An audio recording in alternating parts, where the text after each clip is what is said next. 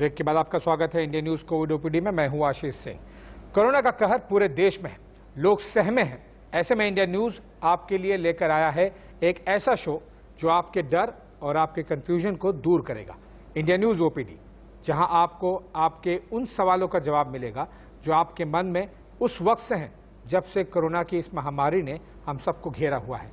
मेरे चारों तरफ वो सवाल है जो आपके मन में इस वक्त जाहिर है कि उठ रहे होंगे कि कैसे ऐसे वक्त में जब अस्पतालों में बेड नहीं है तो आखिर कोरोना का इलाज घर पर कैसे होगा। घर पर अगर हम हैं और हमारा ऑक्सीजन लेवल नीचे गिरता है तो आपको ऐसा क्या करना होगा कि ऑक्सीजन की कमी को दूर किया जाए, और सबसे अहम ये कि दूसरी लहर के बाद तीसरे के जो अनुमान लगाए जा रहे हैं उनके लिए हमें कैसे तैयार होना है, कैसे बुजुर्गों और बच्चों को इस महामारी से महफूज रखना है, अपने परिवार को कैसे बचाना है। इन्हीं सभी सवालों के साथ हमारे साथ एक खास पैनल जुड़ेगा और देश के बड़े से बड़े डॉक्टर जुड़ेंगे और आपके सभी प्रश्नों का उत्तर देंगे। और इसी बीच एक बड़ी खबर आ रही है। प्राइवेट अस्पतालों के रवैये को लेकर दिल्ली हाईकोर्ट ने चिंता जताई है। ये लेटेस्ट अपडेट आई है। बेड फीस ज्यादा लिए जाने पर दिल्ली सरकार को निर्देश दिए गए हैं। बेड प्राइस को लेकर जल्द कुछ करे सरकार, दिल्ली हाईकोर्ट का फरमान आया है। दिल्ली में 24 घंटे का बेड चार्ज 60,000 तक लिया जा रहा है। ये एक वो समस्या है जो पिछले साल से ही दिखनी शुरू हो गई थी। पता नहीं क्यों, चाहे केंद्र सरकार हो या फिर राज्य सरकारें, वो इस समस्या को लेकर अभी तक जागी नहीं थी। और एक बार फिर एक और उदाहरण पेश होते हुए कि सरकारें नहीं बल्कि कोर्ट चला रही हैं। इस तरह के कदम खुद ही राज्य के चीफ मिनिस्टर, स्वास्थ्य मंत्री या फिर केंद्र सरकार से स्वास्थ्य मंत्री को इस बारे में किसी तरह के एक्शन ले लेने चाहिए थे। एक साल से ज्यादा का समय हो गया है कोरोना की महामारी से इस देश को जूझते हुए, पर अब दिल्ली हाईकोर्ट को इंटरवीन करना पड़ा।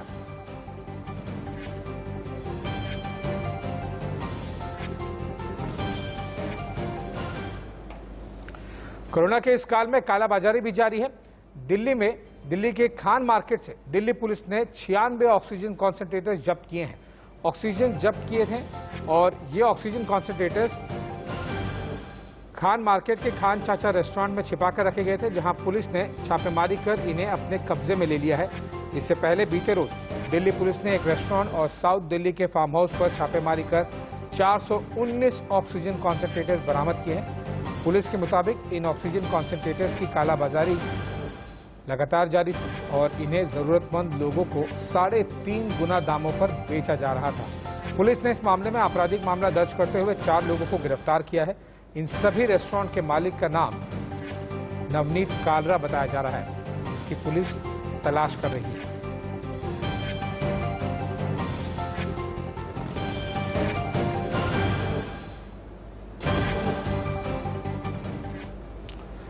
अगली खबर कोरोना से ही जुड़ी हुई। कोरोना का कहर लगातार जहां देखने को मिल रहा है, लखनऊ में ऑक्सीजन के लिए लोगों को जहां घंटों इंतजार करना पड़ रहा है, वहीं तमाम लोगों को ऑक्सीजन के बिना ही लौट रहे हैं।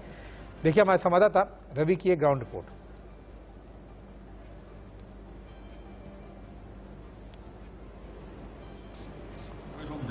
अभी गिनते हैं सारा।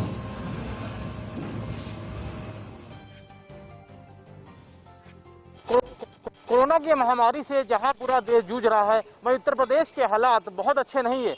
हालांकि अगर बात करें तो इसमें सबसे ज्यादा अगर समस्या किसी की चीज की है वो है ऑक्सीजन की। ऑक्सीजन सिलेंडर को लेकर लगातार लोग नजर आ रहे हैं और कहीं ना कहीं अगर बात करें तो तमाम सारे ऐसे प्लांट है जहां पर गैस की कमी ना हो, इसका पूरी तरीके से ध्यान रखा जा रहा है। मैं इसमें लखनऊ के ताल कटोरा के अवध ऑक्सीजन गैस प्लांट के पास मौजूद हूँ और यहाँ पर लंबी लाइन लगती थी, लेकिन इस समय कुछ ही देर पहले बताया जा रहा है कि जो ऑक्सीजन है वो खत्म हो गई है, जिसके बाद जिन लोगों को ऑक्सीजन की जरूरत थी वो यहाँ से लौट रहे हैं और वापस लौट रहे हैं। साफ तौर पे समझ सकते हैं कि ऑक्सीजन की इसमें कितनी जरूरत है। हालांकि यहाँ पर बताया जा रहा है ऑक्सीजन वो खत्म हो गई। ये बताइए कहाँ से आए हैं आप? खजुल्लागंज से। खजुल्लागंज कब आए थे अभी आप? अभी तो हमको भी आए 10 मिनट पहले। तो क्या हुआ, क्या बताया जा रहा है? गैस खत्म हो गई। खत्म हो गई। बताइए कि ये क्या हुआ, आप लोग वापस क्यों लौट रहे हैं? सर मिल गई हमको। मिल गया आपको मिल गई? हाँ, लाइन लगाए थे सुबह से, भी मिल गया है। अच्छा हाँ। तो बता रहे ऑक्सीजन अभी खत्म हो गई है। हाँ, खत्म होने वाला है, अभी तो अभी सब मिल रहा है। तो घंटों के इंतजार के बाद जिसका नंबर आ गया उसको ऑक्सीजन मिल गई, वो ऑक्सीजन लेकर जा भी रहा है। लेकिन बहुत से ऐसे लोग हैं जिनको ऑक्सीजन की जरूरत थी, वो यहाँ पर आए भी थे, लेकिन ऑक्सीजन की खत्म होने की वजह से अब वो वापस लौट रहे हैं। बताया जा रहा है कि किसी दूसरे प्लांट पे चले जाइए तो शायद उनको ऑक्सीजन मिल जाएगी। फिलहाल ऑक्सीजन की कमी को दूर करने की कोशिश जरूर सरकार की तरफ से की जा रही है, लेकिन कहीं ना कहीं ऐसी शिकायतें भी मिल रही हैं जहां पर लोगों को बिना ऑक्सीजन के वापस लौटना पड़ रहा है। हरिओम के साथ रवि कुमार, इंडिया न्यूज, लखनऊ। चलिए, तो इंडिया न्यूज़ कोविड ओपीडी में हमारे साथ में डॉक्टर युगल किशोर मिश्रा जी जुड़ गए हैं, जो कि कार्डियोलॉजिस्ट हैं। डॉक्टर मिश्रा, बहुत बहुत शुक्रिया इंडिया न्यूज़ कोविड ओपीडी में आपका समय देने के लिए। सबसे पहले जानना चाहूँगा कि जिस तरह से हम देख रहे हैं कि अब नंबर्स लगातार बढ़ते जा रहे हैं वापस, पिछले वीकेंड पे हमें नंबर्स के कुछ ट्रेंड घटते हुए दिखाई दिए थे, लेकिन अब नए राज्य ऐसे आ गए हैं जहां पर बहुत ज़्यादा और बहुत तेज़ी से नंबर बढ़ रहे हैं, और अब लगभग भारत का कोई भी ऐसा बड़ा राज्य है नहीं जो कोरोना की महामारी से अछूता है। सब हायर रिस्क कैटेगरी में आ चुके हैं और हायर नंबर्स जनरेट कर रहे हैं।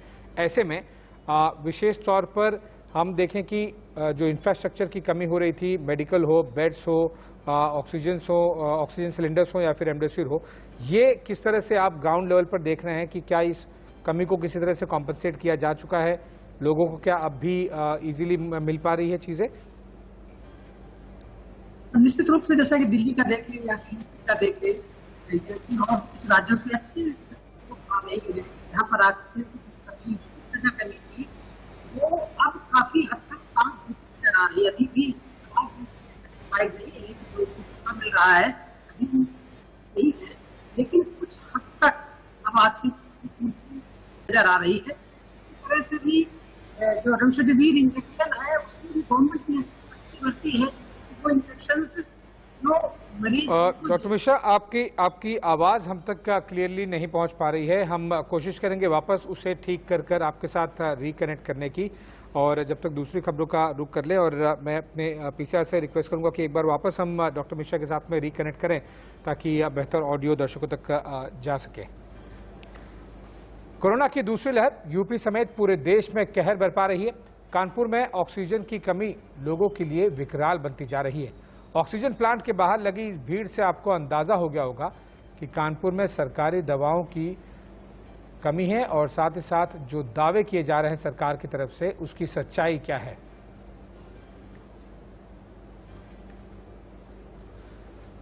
तो एक बार फिर हम डॉक्टर युगल किशोर मिश्रा के साथ में संपर्क साध चुके हैं और उनके पास चलते हैं। डॉक्टर मिश्रा, आप अपना उत्तर पूरा कीजिए कि हम किस तरह से नंबर्स बढ़ रहे हैं, अब फॉरेन एड के बाद में क्या चीजों की आपूर्ति पूरी तरह से हो पा रही है?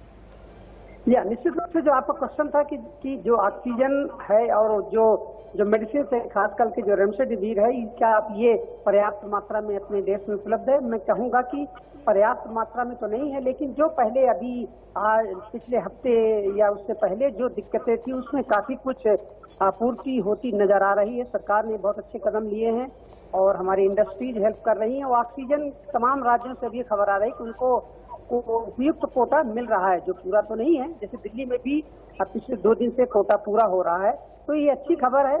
इंजेक्शन जो रेमडेसिविर है उसमें भी सरकार ने एक गाइडलाइंस करी है कि किनको देना है। पहले क्या हो रहा था कि घर पे बैठे हुए लोग थोड़ा सा सिम्टम्स आए वो ये मेडिसिन जो कि बहुत इंपॉर्टेंट ले रहे थे। अब ये प्रोटोकॉल है कि हॉस्पिटल में ही इसको देना है। बहुत सारी फॉरेन एड आ रही है, हमारे देश में भी प्रोडक्शन बढ़ा है, तो ये इंजेक्शन भी अब काफी कुछ आपूर्ति की तरफ जाता नजर आ रहा है। तो निश्चित रूप से नंबर्स बढ़ रहे हैं। पहले बीच में ये देखा गया था कि यूपी में, दिल्ली में, ये पंजाब में या मध्य प्रदेश में नंबर घट रहे थे, लेकिन अब वो नंबर फिर से बढ़ना शुरू हो गए हैं। दिल्ली अभी भी बेटर है, मुंबई बेटर है, लेकिन दक्षिण के जो प्रदेश हैं और अब उत्तर और अभी पूर्व की तरफ बढ़ता हुआ जो हैदराबाद या कि हम कहें कि आंध्र प्रदेश में जो नया वायरस का जो प्रतिरूप आया है, जिसमें कि हम जो टेस्ट करते हैं वो नेगेटिव आता है, लेकिन पेशेंट बहुत ज्यादा सिम्टोमेटिक है, वो अब उड़ीसा की तरफ जा रहा है या कि बंगाल की तरफ भी जाएगा।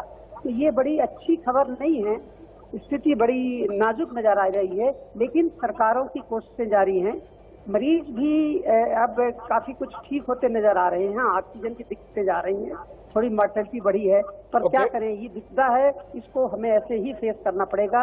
ये पूरी तरह से अभी खत्म होता महीने 2 महीने नजर तो नहीं आ रहा। डॉक्टर मिश्रा, एक बड़ा डिबेट चल रहा है देश में, वो है कि नेशनल लॉकडाउन लगाया जाए कि नहीं लगाया जाए।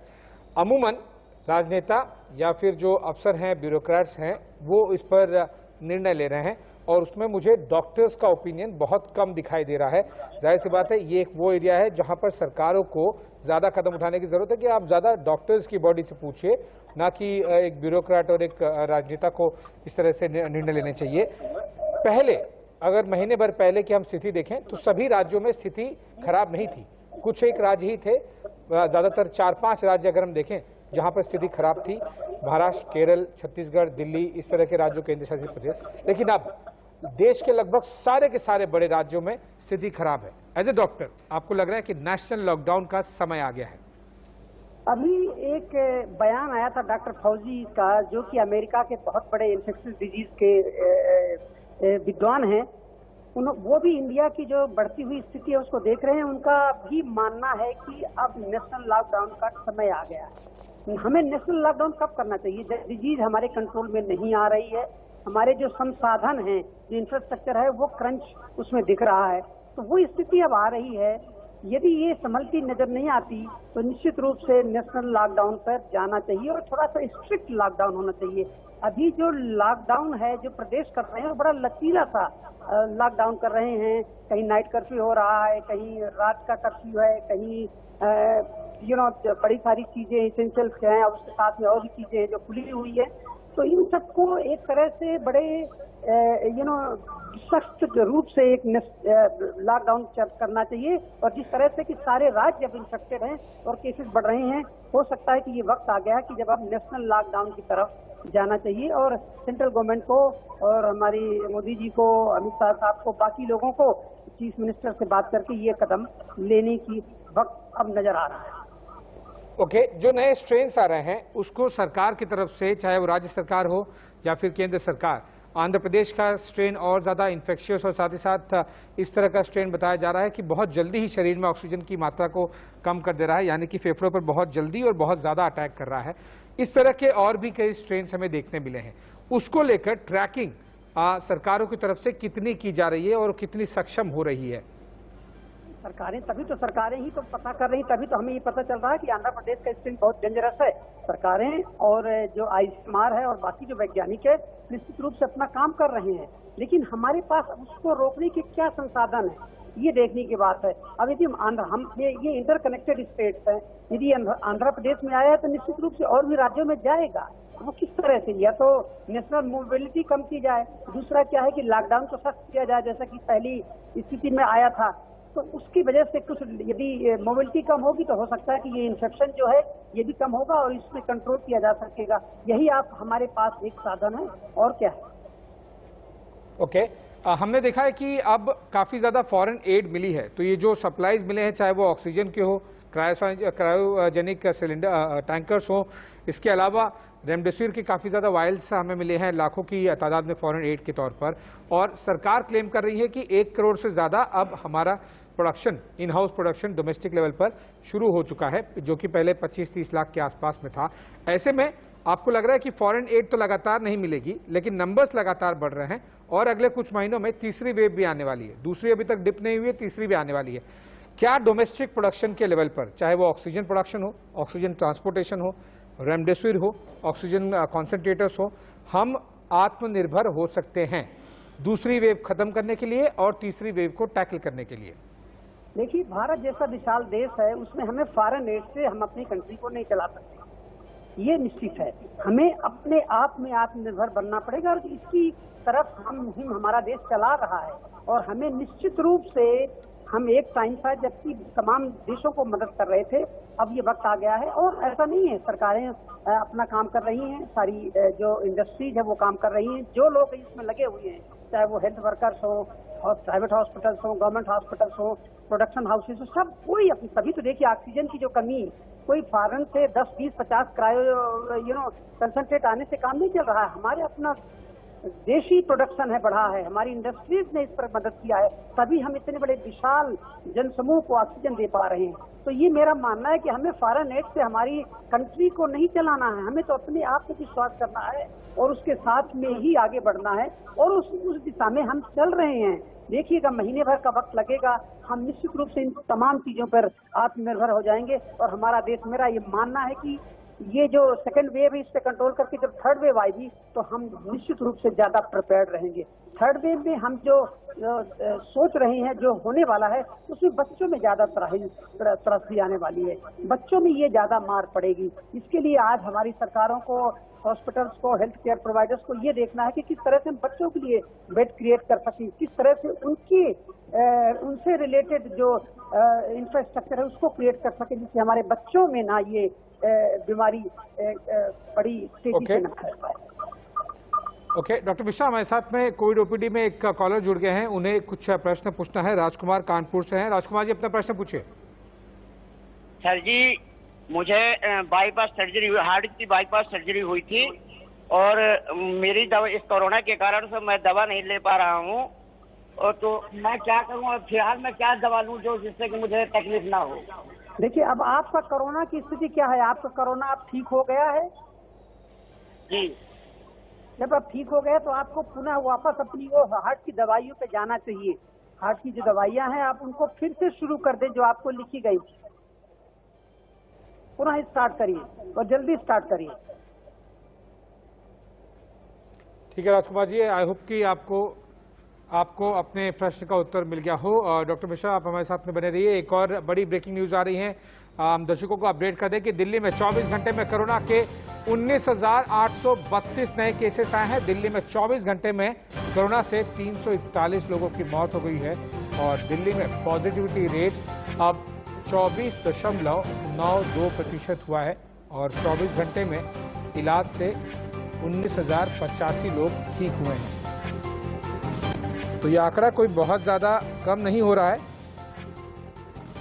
लेकिन फिर भी जब 15 दिन पहले लगभग 25-30 हज़ार के आसपास आंकड़े जा रहे थे, उससे काफ़ी कम होने शुरू हो गए हैं। लेकिन अभी भी 18 से 20-21 हज़ार के बीच में पिछले कई दिनों से दिल्ली में नए केसेस आ रहे हैं। जाहिर सी बात है कि लॉकडाउन का कुछ खासा असर दिखा नहीं है, क्योंकि जब लॉकडाउन नहीं हुआ था तब भी 25 से 30 के बीच में था। अब लॉकडाउन होके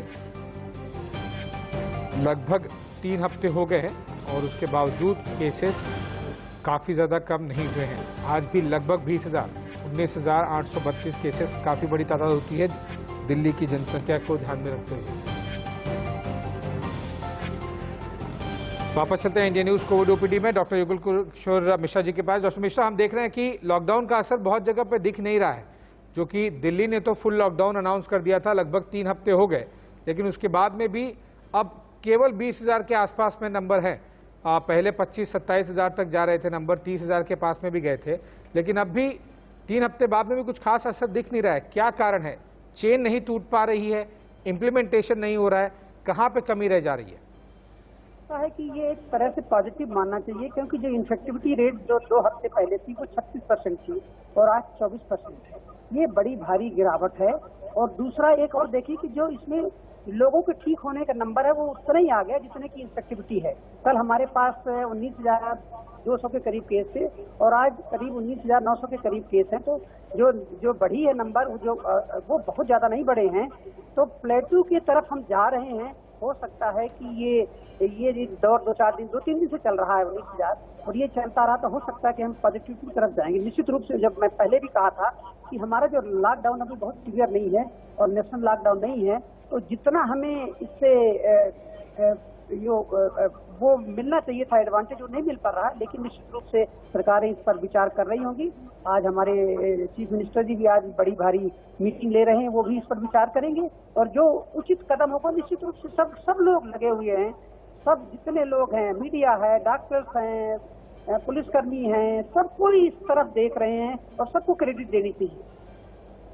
ओके, अब हम आगे क्या हम जिस तरह से देख रहे हैं कि लोगों को घर पर ही काफ़ी ज़्यादा मजबूरन अपने आप को ट्रीट करना पड़ रहा है, क्योंकि बाहर ऑक्सीजन और बेड्स तो है नहीं। ऐसे में राज्य सरकारों को कोई नई इनोवेटिव मोबाइल तरीके से चीज़ें शुरू करनी चाहिए चाहे वो ऑक्सीजन सिलेंडर सप्लाई करने हो, कॉन्सेंट्रेटर्स हो, टेली कंसल्टेंसी चल रही है। लेकिन टेली कंसल्टेंसी भी आपको भी पता है कि बहुत सारे डॉक्टर्स और मेडिकल एनजीओज अपने लेवल पर चला रहे हैं। राज्य सरकारों की टेली कंसल्टेंसी बहुत ज़्यादा चल नहीं रही है। इनोवेटिव तरीके, नंबर्स को ज़्यादा देखते हुए क्या क्या करने चाहिए, चाहे वो राज्य सरकार हो या फिर केंद्र सरकार हो? ऐसा है कि मुझे भी कोरोना हुआ था। मैं दो हफ्ते अस्पताल में रहा था। मैं खुद डॉक्टर हूँ और मुझे जो सरकार की तरफ से जो मुझे मैसेजेज आते थे वो उपयुक्त नहीं है। उनके जो मैसेजेज आते हैं उसमें दो चीजों पर उनको प्रमुखता दी जाती है कि आप कब हुआ था आपका टेस्ट और आप कैसे हो, सिचुएशन क्या है, और इसके बाद आप पूछते हैं कि प्लाज्मा आपको देना चाहिए। तो ये जो चीजें हैं ये मरीज को ठीक होने में मदद करने वाली नहीं होती है। सरकार की तरफ से जो भी मैसेजेज आते हैं कोई ट्रेन डॉक्टर नहीं करता है, उनके जो पैरामेडिक्स हैं या जो भी क्लर्क्स बैठे होते हैं वो करते हैं। ये आज हम देखते हैं कि करीब 40-45 हजार लोग जो हैं वो घर पर आइसोलेशन में रह रहे हैं जिनको कोरोना है। ये बहुत बड़ी संख्या है बनिस्पत के जो हॉस्पिटलाइजेशन में है। इसलिए सरकार को इन जो 50 हजार लोग हैं जो घर पे ट्रीटमेंट ले रहे हैं, इन पर और तेजी से, बड़ी सख्ती से इन पर ध्यान देना चाहिए और इनकी जो जरूरतें हैं, चाहे वो मेडिसिन हैं, वो आज अब ये कहा जा रहा है केमिस्ट के द्वारा कि जब आप प्रिस्क्रिप्शन दोगे तभी आपको हम मेडिसिन देंगे। अब यदि ये व्यक्ति अस्पताल नहीं जाते हैं तो इनको प्रिस्क्रिप्शन कहाँ से मिलेगा? They are positive, you proof positive है, RT-PCR पॉजिटिव है, इनको कोरोना है, लेकिन पुलिस कहता है कि सरकार ने कहा कि जब तक आप प्रिस्क्रिप्शन नहीं दोगे तो आपको मेडिसिन नहीं देंगे। अब ये बताइए कि 50 हजार लोग किस तरह से डॉक्टरों से प्रिस्क्रिप्शन दें जबकि वो वहाँ जा नहीं रहे हैं, डॉक्टर तो सरकार को निश्चित रूप से इस दिशा में सोचना चाहिए। और आपके माध्यम से कह रहा हूं कि सरकारें इसमें बिल्कुल ध्यान नहीं दे रही। जो 50 हजार लोग दिल्ली में आज जो घर में बैठ करके ट्रीटमेंट ले रहे हैं। Okay, point taken doctor Mishra. एक छोटे